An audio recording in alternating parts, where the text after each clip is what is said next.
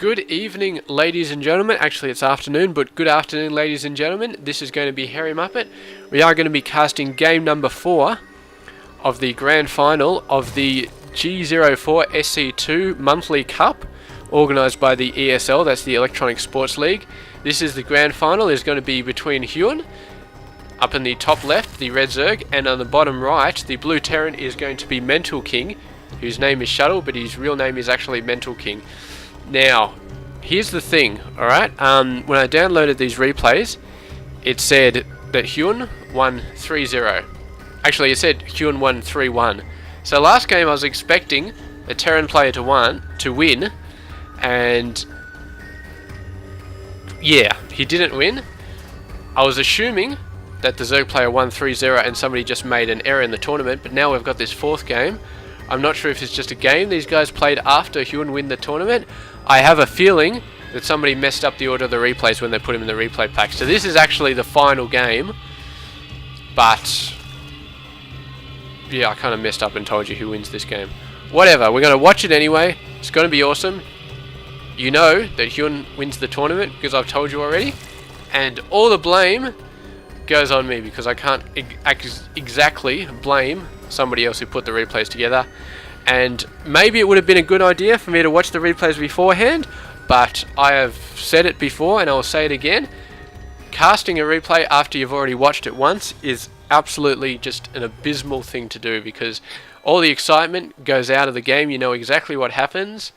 I mean, sure, alright, we can guess who's going to win this game, and that puts a little bit of the excitement out of the game, but if you know exactly what happens, if you know at 5 minutes this guy does that, or 5 minutes that guy does this, and blah blah blah, there's no excitement at all. It's absolutely horrible. So I'm never going to do that. I'm never going to cast a game by watching the replay beforehand and then casting it again. Maybe in a very rare cases I might do that. If I played a ladder game that was really good, I might cast it again, because of course that might be exciting because I know exactly what I did. But I can comment on it, I can make some, some sort of commentary and stuff like that, and I can see what the other player is doing, which is fine. But right now, no, not going to do it, ever, on 1v1 games played by other people, unless it's like, some sort of rare case. But here we go, Reaper coming out, he's going to whack this drone. Meanwhile, the Zerg player, he's only just got his spawning pool up. I always look at the map and I'm like, is that the gas or is that the spawning pool? But he has got the spawning pool up. That drone did a very good job by finding out that there are Reapers coming. There's another Reaper coming over there. I thought he might be going for a bunker, but no, he is going for an expansion. Terran and Protoss, man, fast expansions all the way since Heart of the Swarm has come out. They're doing crazy fast expansions, and most of the time they are holding it off, but every now and then they're not able to. So we can see here, these Lings are going to outrun the Reaper while they are on creep. But if we have a look at the Lings here, they cannot outrun the Reaper once they're off creep. I don't believe they can anyway. There we go, there's another Reaper. So between these two, they should be able to do a fair amount of damage to these Lings. Might even be able to take them out. They'll definitely be able to stop the worker transition between the two bases. But he's getting a bit molested, and by the Queen, sorry, and meanwhile we've got a couple of Lings over there. He's built this reactor straight away, so he needs the Reapers to come back here and take out these Lings. I don't think they're going to take out the supply depot, but no, there we go. That's one Ling going to be there, the other one's going to be there. They're just being annoying now. They're just trying to block buildings. So there they go, and both of those Lings die, so that's pretty cool. So he's going to go for fast Hellions right now. He knows that there's mainly Lings out at the moment. His Reapers did a bit of a run around. He didn't see anything in the back, so for all he knows there may be a Roach Warren, but I guess he's betting that there isn't going to be. So he's just going to go for Hellions, and we'll see exactly how he goes. The Zerg player has been going for Roaches all over the place during this series of games, although in the third game, the third quote-unquote game, because the replay orders got all mixed up, so we're going to say it's the third game, he did go for a very large amount of Lings and Banelings, and that did a very good job as well. But now we go, here we go, he's going for Roaches.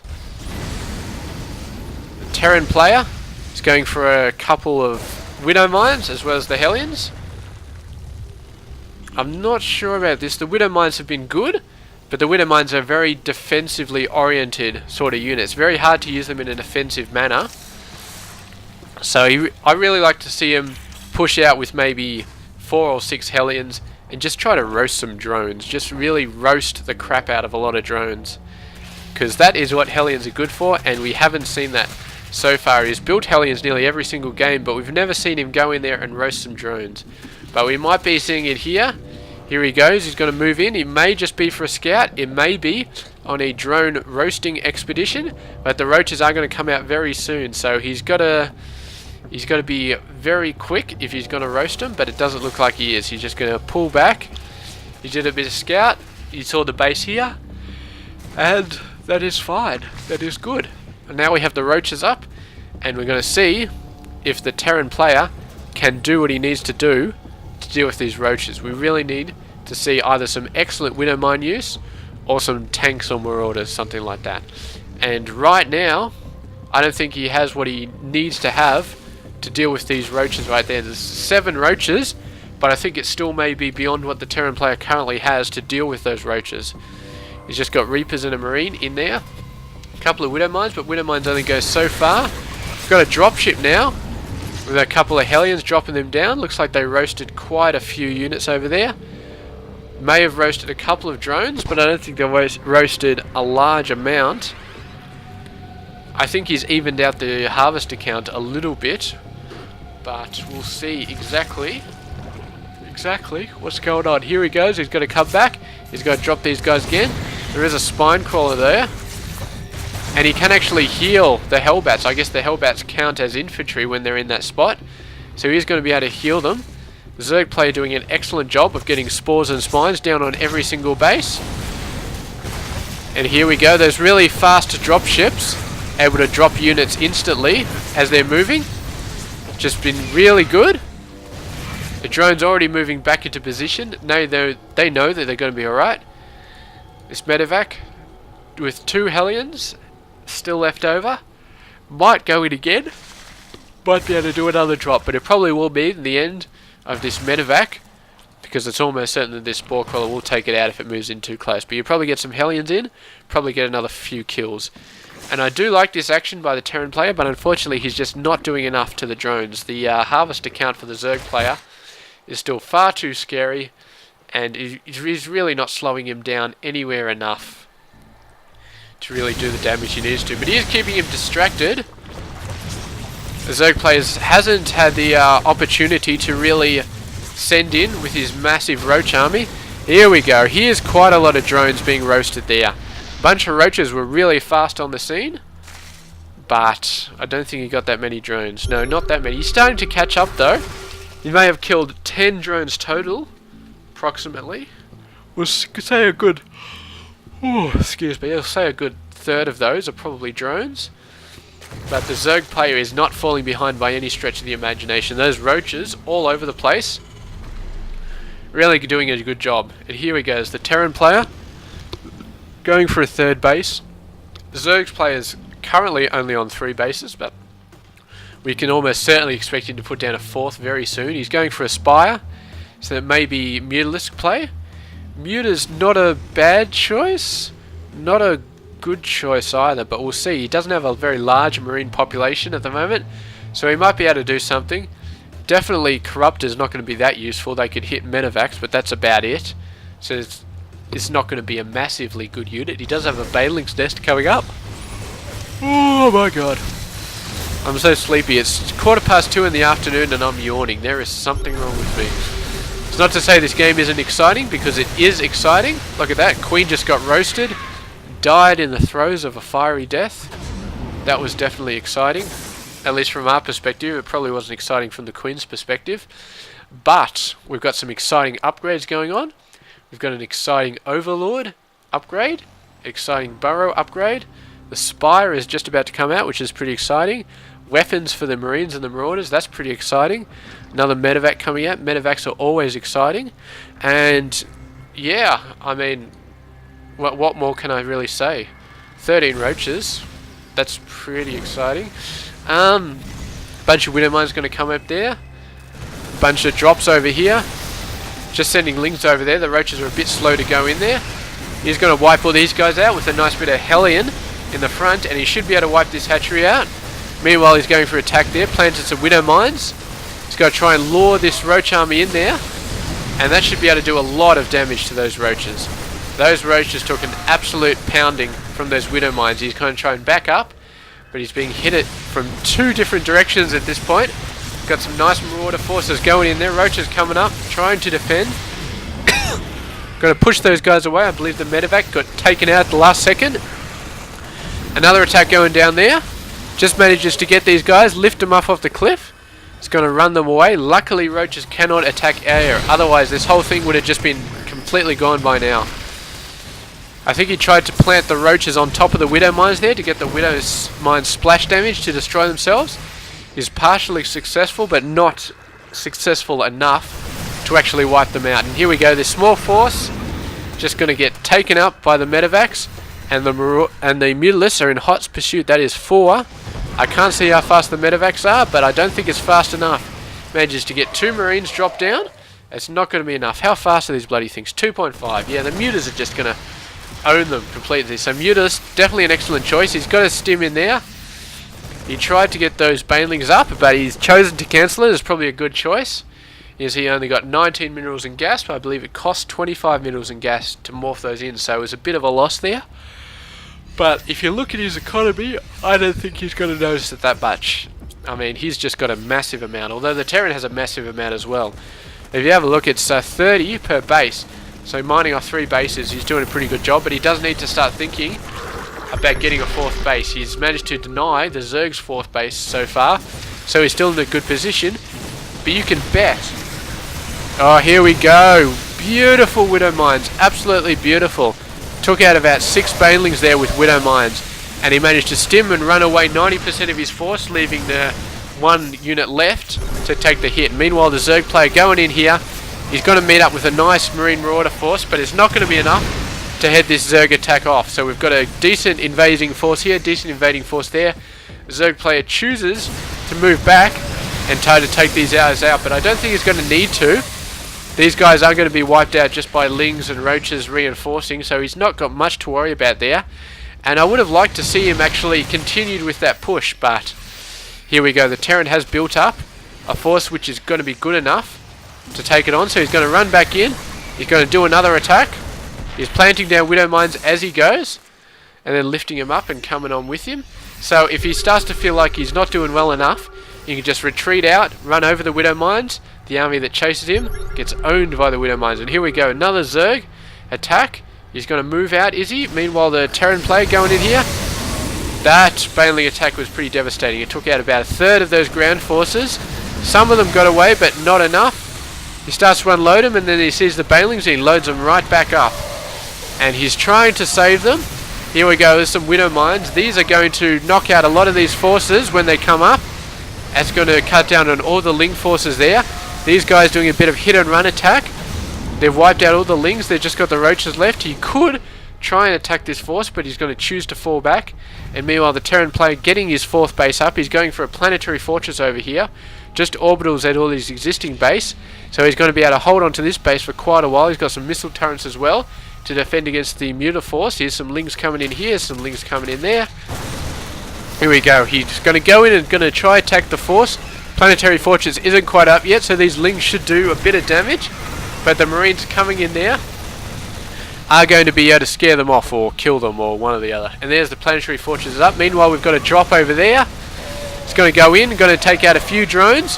But this Muta force is right on the ball. They're going to scare these guys away. Although, look at this. It actually turns out to be 4 movement speed when he does that boost. So they're exactly as fast as Mutalisks when they've got the boost going. And that is really helping me out. Keep those dropships alive a little bit longer. And look at that. I'm not sure if the Roaches actually knocked this wall out or if the Terrans did. Looks like the Roaches did. He saw the army at his door and he's like, close the gate, boys. Let's keep him out. And he did a beautiful job there. Knocking out these rocks just in time to get the Terran army out. And now the Terrans have to go in there and knock down these rocks. And meanwhile, it's got this Muta force which could jump in, but it gives in time to get these forces in. Look at all these Banelings. They are going to be very nasty. and knocking out this Terran force, and the Terran decides maybe I shouldn't go for that gap after all. He's going to stim in a small group to see what's going on. He sees all the banelings and he's like, yeah, I don't want to go in there. That's going to be a bad choice. Got some more dropships up there, zooming around with a bunch of Marines. He's got to get to it. You can see, as soon as he sees his medevacs dying, he just runs around super speed, tries to drop off as many units as he can, just so they can do that little bit of damage, because you'd rather have all those units doing that little bit of damage as opposed to them all dying inside the medevac, because that is just a complete waste of Marines. So yeah, some nice production from the Terran force, some stupidly awesome production from the Zerg force. They're almost capped here. They're constantly trading armies, constantly losing forces, but they seem to be pretty even. This guy's got 4 base, this guy's got 4 base. If you have a look at the income tab, 70 to 71. These guys are so close. The Zerg's getting a bit more gas. The Terran's getting a lot more minerals, of course, because he's got mules going on. But yeah, really, this Terran player needs to get this gas, although he's not using that much gas at the moment for his forces. He's got quite a lot of gas left over. Mostly he's just producing Marines, Marauders. Medevacs are a bit gas heavy, but he's got more than enough gas and he doesn't need a stupidly large amount of medevacs. Meanwhile, coming in here, another medevac trying to do a drop.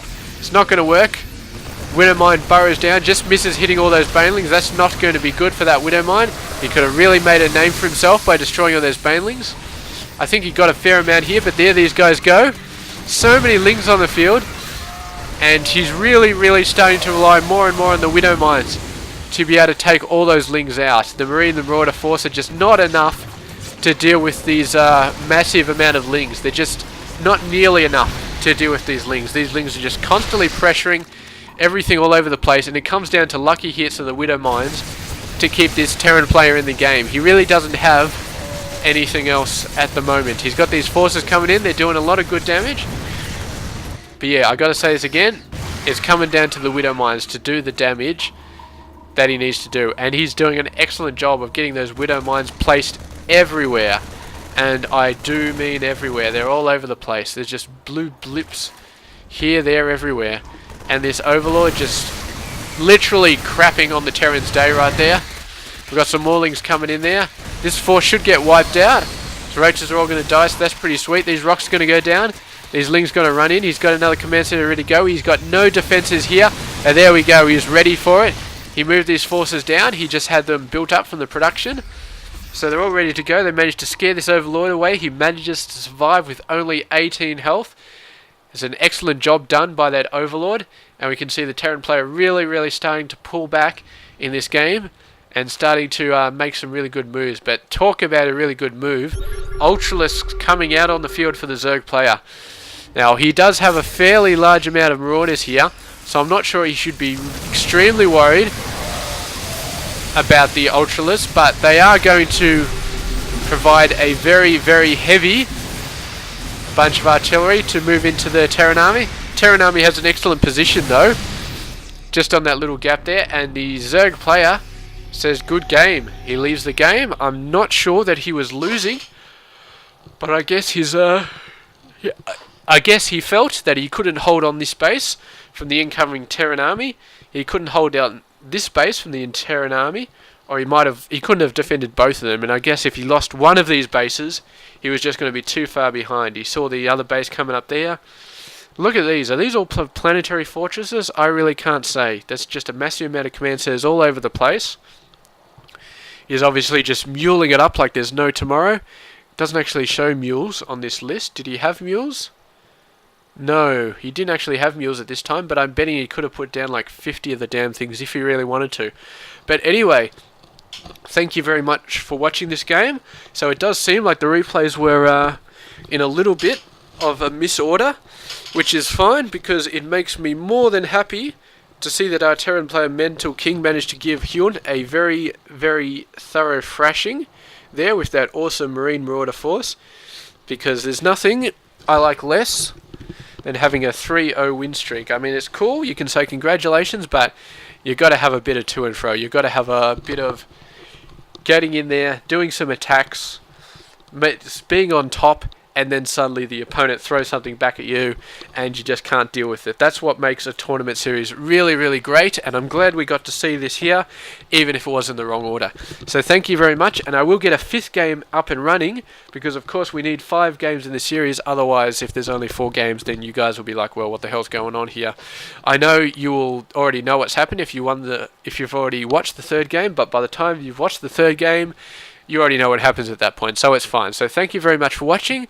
I'm going to get my 5th game going, and this has been Hairy Muppet. Hope you like this series. Please tell me if you do, and if you don't like this series, well, I've got lots of other videos. I'm sure you like those. So thank you very much. This is Hairy Muppet. I'll catch you guys later.